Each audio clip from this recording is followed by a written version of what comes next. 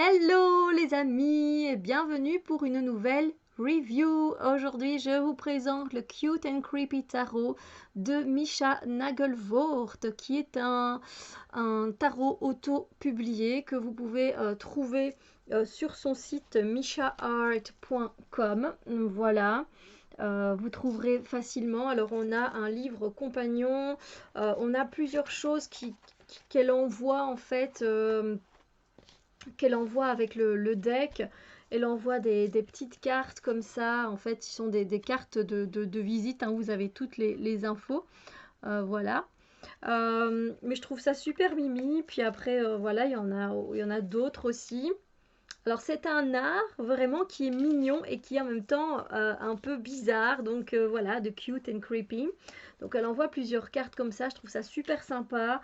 On a des petits autocollants à son nom, on va dire ça comme ça. On a également des cartes postales, enfin, qui ne sont pas vraiment des cartes postales parce qu'encore une fois, c'est très publicitaire. Mais voilà, moi je trouve ça super sympa. Elle m'a envoyé 2 fois les mêmes à chaque fois, mais voilà, ça fait toujours super plaisir. Et donc on a le livre compagnon qui n'est pas en noir et blanc, qui est en noir et blanc, voilà, qui n'est pas en couleur. Alors, je vais justement vous parler d'abord de ce livret. D'abord, il faut savoir qu'elle s'est inspirée énormément du folklore japonais et des esprits japonais pour créer ce tarot. Malheureusement, il n'y a pas grand-chose au niveau des informations, donc c'est à vous quelque part de faire le travail. Si vous voulez savoir, tiens, c'est qui cet esprit démon ou cet esprit vengeur? Parce qu'en fait, voilà, par exemple, on a ici avec la carte de tempérance, on a, comment il s'appelle, Karasu Tengu. Et donc, elle met à côté, donc voilà, Karasu Tengu, elle met que c'est donc un esprit vengeur japonais. Parce que yokai, c'est un esprit vengeur. Généralement, ils sont japonais. Alors, j'ai dû faire en fait moi-même les recherches pour certaines personnes, pour certains personnages, pardon. Alors voilà, quand ça venait quand c'était dans les mythologies que je connaissais, j'ai pas particulièrement fait de recherche, mais sinon, effectivement, il y a des recherches à faire. Là, ici, par exemple, c'est dans la culture irlandaise, mais je ne connaissais pas vraiment, donc voilà, c'était sympa quand même à connaître, ou écossais ou irlandais, je ne sais plus trop. Euh, et voilà, c'est vrai qu'on a Nura Ona. Là aussi, je ne savais pas qui c'était, donc j'ai mis à chaque fois quelques petits mots par rapport à ces esprits. Donc voilà, il y a quand même un petit boulot à faire si vous êtes intéressé. Euh, Moi, je le trouvais en fait à la base attirant et très coloré et en même temps mignon, et je trouvais que oui, il m'attirait, donc je me suis dit, ben voilà, je vais me le procurer. Euh, Il n'y a pas grand-chose au niveau du livre compagnon. On a des remerciements. Et puis voilà, elle dit qu'elle est quelque part obsédée depuis qu'elle est une petite enfant par les monstres, par les films d'horreur en noir et blanc, etc. Et donc ça, ça l'a inspirée effectivement. Et puis les autres, euh, les autres cartes et son amour pour les fantômes japonais, etc. Elle a du coup vraiment eu envie de créer ce tarot. Elle nous explique en fait qu'elle a créé ce tarot avec des programmes de dessin, voilà, fait par PC. Et puis ensuite, euh, elle nous explique enfin, elle nous met qui est qui au niveau des arcanes majeurs et des arcanes mineurs, voilà, et à quelle page on peut les retrouver. Ensuite, on a tout simplement un petit mot au niveau de la lecture du tarot. Donc voilà. Et puis on commence directement avec chaque arcane. Et voilà, chaque arcane est décrite de cette façon-là. Je vais vous montrer. Donc on a la signification de la carte inversée. On a les symboles qui sont indiqués, que vous pouvez voir sur le dessin. Ça c'est sympa. Et puis on a la créature. Et là j'aurais bien voulu qu'elle explique un peu plus. Elle dit pourquoi elle a choisi. Parce que ce personnage se représente très bien, etc. Mais nous, on ne connaît pas ce personnage, donc elle aurait peut-être pu dire c'est qui exactement, et du coup, voilà, ça c'est à vous de le faire. Et c'est comme ça tout du long pour les arcanes mineurs aussi, voilà. Donc c'est un guide compagnon pour moi qui n'était pas complet et que j'ai complété. Et on a un seul tirage en 3 cartes qui est... on a plusieurs façons voilà, de voir les choses, soit passé, présent, futur, soit on peut faire esprit, corps, âme, où est-ce que vous en êtes maintenant, où est-ce que vous avez envie d'être, comment y arriver, situation, challenge, guidance, voilà, c'est principalement des tirages en 3 cartes et pour le livre, on s'arrête là. Donc, je trouve ça sympa, je trouve qu'elle met beaucoup d'attention dans ce qu'elle fait. On voit qu'elle a tout fait vraiment par elle-même et ça, bah, c'est à applaudir, bien sûr. On a une boîte cartonnée, hein, comme on peut retrouver comme dans le Scarabeo, c'est les mêmes boîtes. J'adore allez, les tranches. Elles sont dorées, mais brillantes, scintillantes. Je ne sais pas si je vais pouvoir me faire comprendre. Mais vous voyez, c'est pas lisse en fait. C'est un peu granulé, on dirait comme ça. Granulé. Et je trouve ça très beau esthétiquement, effectivement. Alors, on a 2 cartes en plus. On a une carte blanche au cas où vous auriez peut-être envie d'ajouter une carte bonus. Et puis, voilà, on a une petite carte où elle se présente tout simplement. Alors, le dos des cartes, voilà, il ressemble à ceci. Je le trouve super cute, donc super mignon, je trouve. Et puis, eh bien, on va directement commencer avec les personnages. Alors, si vous voulez que je vous dise les personnages, c'est possible, mais je vais devoir à chaque fois faire un petit arrêt et aller regarder. Donc voilà. Alors, le page d'épée. Page d'épée, ça me dit quelque chose. Hein, c'est une harpie. Voilà, c'est une harpie. La qualité des cartes, elle est pas mal. Franchement, elle est pas mal et on peut l'utiliser assez longtemps, à mon avis, avant que ça ne s'abîme vraiment, sauf au niveau des tranches, évidemment. Ça glisse vraiment très bien. Il n'y a pas de souci avec ça. C'est de très bonne qualité et au niveau de la grandeur, c'est vraiment taille Lo Scarabeo. Donc voilà. Donc la harpie, ensuite on a... Alors je sais qu'on a le monstre du Loch Ness, mais on a également un autre monstre marin. Voilà, je ne sais plus exactement c'est qui. On a le vampire.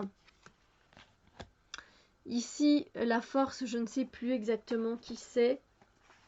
Mais voilà, j'ai envie de vous dire, hein, parce que si vous achetez ce jeu, eh bien, vous ne saurez pas, mais en fait, c'est un esprit japonais, mais je ne peux pas tous vous les dire, donc je vais m'arrêter sur certaines.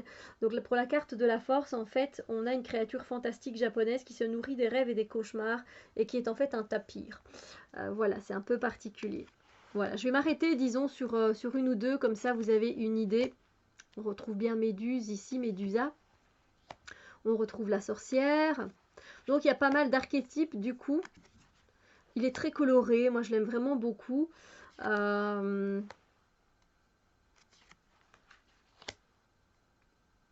c'est pas les naïades, je pense.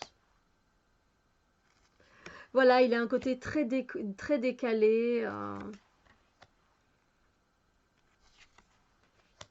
On a Cerbère. Ce monstre-là, on va les voir. Le 2 d'épée. Le 2 d'épée. Alors, elle s'appelle Futakuchi Onna. C'est une créature féminine qui a donc 2 bouches, comme vous pouvez le voir. Alors, si celle de derrière n'est pas nourrie, elle lui murmure des menaces, en fait, et elle pousse des cris stridents et elle cause d'énormes souffrances. Ça peut être aussi la femme d'un homme pauvre ou avare. Et en fait, elle apparaît... je sais plus ce que j'ai marqué. Et en fait, oui, quand l'homme ne la nourrit pas parce qu'il est trop avare ou quand il est trop pauvre, eh bien, il y a une deuxième bouche qui apparaît. On dit aussi que c'est une belle-mère, apparemment, qui ne nourrissait pas son beau-fils. Et en fait, il s'est vengé en tant qu'esprit et il s'est mis derrière son crâne. Donc voilà, on explique un petit peu pas mal de trucs, mais c'est à vous de chercher les significations.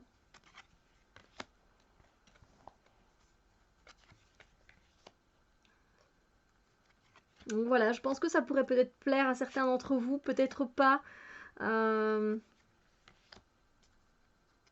mais moi, je le trouve sympa comme tout.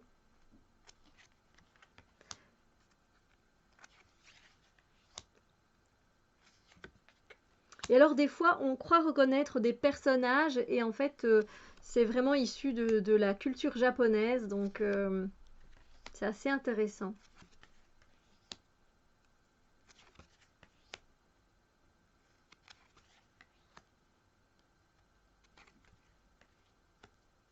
Elle est belle aussi, hein. Et voilà, on retrouve des nains, on retrouve la Valkyrie. Alors là, par exemple, pour le pape, pour le hiérophant, nous avons le hiérophant. Eh bien, il s'appelle Tesso the Rat Monk, qui est aussi un esprit japonais lié à l'esprit vengeur du moine de la période Reigo et d'une souris. Voilà, j'ai pas écrit plus non plus parce que je n'allais pas écrire toute l'histoire, mais au moins voilà, j'ai une petite idée des personnages. Et c'est bien du coup parce que c'est vrai que moi ça m'a permis de m'intéresser à Mission à Frankenstein et sa mariée. Ça m'a permis d'en apprendre un peu plus sur le folklore japonais et j'ai bien aimé faire ces recherches. Voilà. Après, si ça vous tente pas, vous, de voilà, tout simplement, peut-être ne vous dirigez pas vers ce jeu. Mais si ça vous tente, moi je suis quelqu'un de très curieuse et qui aime beaucoup apprendre, donc vraiment ça m'a fait super plaisir d'apprendre un peu plus sur la culture japonaise, surtout sur son folklore et sur ses esprits vengeurs. Voilà.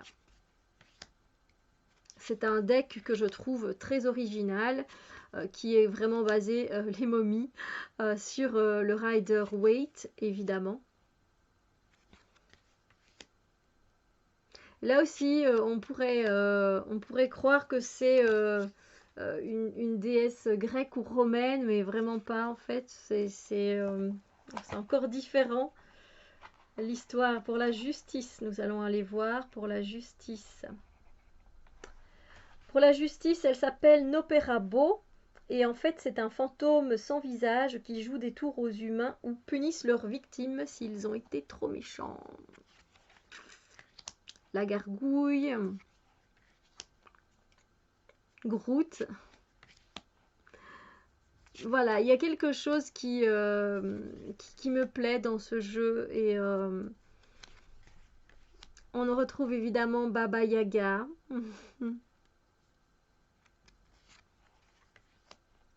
Et c'est marrant parce que Baba Yaga, pour le moment, enfin je ne sais pas quand je vais vous poster cette vidéo, mais Baba Yaga est une sorcière avec laquelle je travaille et je ne m'y attendais mais absolument pas.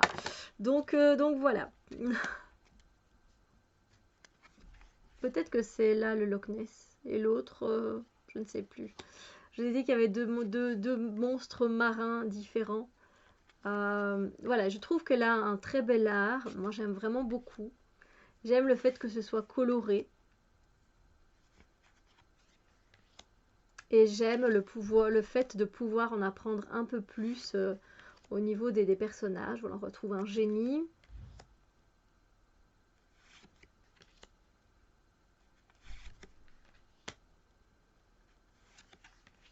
Il est intéressant. Différent, intéressant. Ça, c'est assez creepy, l'histoire qui se cache derrière ça. Vous voulez que je vous la dise? Ouais, allez. Je vous raconte un petit peu l'histoire, mais je pense que c'est l'histoire justement écossaise que je vous disais ou irlandaise, je sais plus trop. Le 4 de coupe. Alors, 4 de coupe. Alors, peut-être c'est américain, je sais plus en fait, quand j'ai fait mes recherches, j'ai pas spécialement noté. Mais elle s'appelle Jenny Greenteeth, donc Jenny les dents vertes. Et en fait, je me souviens que c'est un esprit féminin de la race des noyeurs qui rôde dans les rivières du Yorkshire. Oui, donc Yorkshire, c'est au niveau de la Grande-Bretagne, de l'Écosse. Et en fait, quand les enfants rôdaient un peu trop près des rivières, ben, elle les entraînait et elle les noyait. C'était assez, voilà, c'est ça. Elle attire les enfants pour les noyer. Ouais, un peu creepy.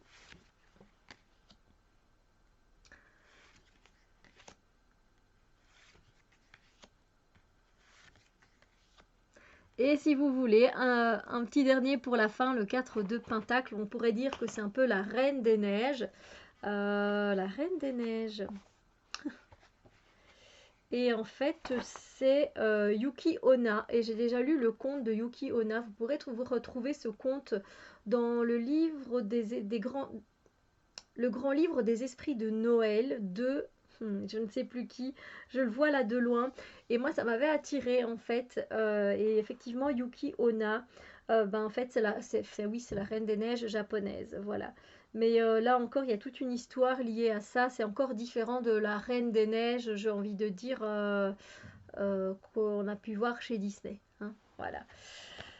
Eh bien, la review en est terminée. J'espère que c'est une review qui a peut-être pu vous intéresser. Dites-moi un peu ce que vous pensez de ces personnages créés, enfin créés. Ils ne sont pas inventés de toutes pièces, ils existent hein, dans le folklore donc japonais. Est-ce que c'est un jeu vers lequel vous iriez ou alors vous le trouvez beau mais franchement vous n'iriez pas particulièrement pour travailler avec hein. Dites-moi ce que vous pensez, j'aime bien avoir votre avis, vos commentaires. Est-ce que vous le trouvez quand même beau? Euh, En tout cas voilà, j'avais envie de la soutenir et c'est différent, je trouve, et ça change un petit peu. Voilà. Sur ce, moi, je vous souhaite vraiment une très belle journée, soirée, matinée, nuit. Et je vous dis à très bientôt pour d'autres vidéos. Bisous lumière.